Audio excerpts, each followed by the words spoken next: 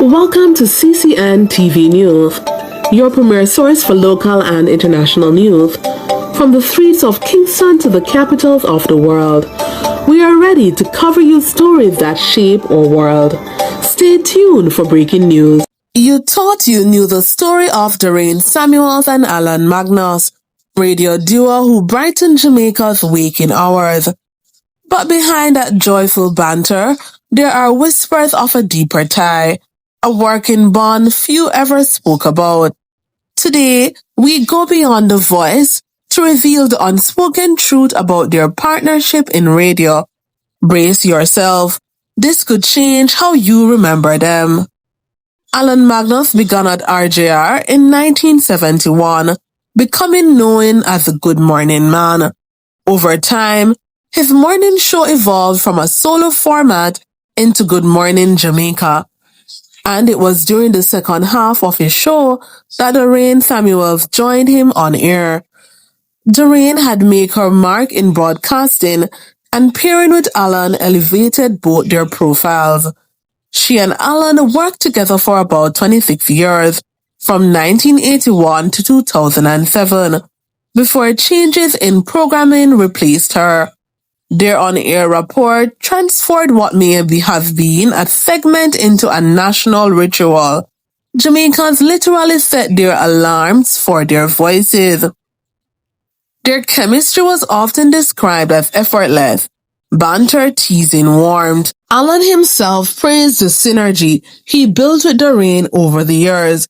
They had a conversational style, letting the show feel intimate, like talking to your morning companion. Allan's radio career wasn't always smooth sailing. In his early years, he admitted he was even fired twice for falling asleep on air during the first decade. Despite challenges, this duo's longevity is a testament to how much trust and routine they built together. Their voices became so familiar, they were interwoven with daily Jamaica life.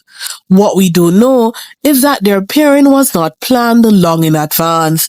The second half of Magnus' show turned into the joint segment as the natural chemistry took over. Dorraine passed away in 2019 at the age of 59. In the same period, Allan lost his wife, Kerry, just 4 days apart from Dorraine's death. On air, he questioned the odds of losing the two most important people in one's life, passing almost to the hour, 4 days apart. Allan continued in broadcasting until his own passing in 2024, aged 80. Their deaths left a void, not just of voices, but of a working relationship that had quietly shaped morning radio standards in Jamaica. They gave us mornings full of light, laughter, and comfort, but behind that harmony lies a possibility of a deeper partnership, one where each quietly leaned on the other to keep the magic alive. So when you remember their laughter, their timing, and the warmth they brought, know this: their greatness wasn't just what they said, but how they helped each other speak. Dorraine and Allan Magnus, more than duo, a quiet bond Jamaica rarely saw.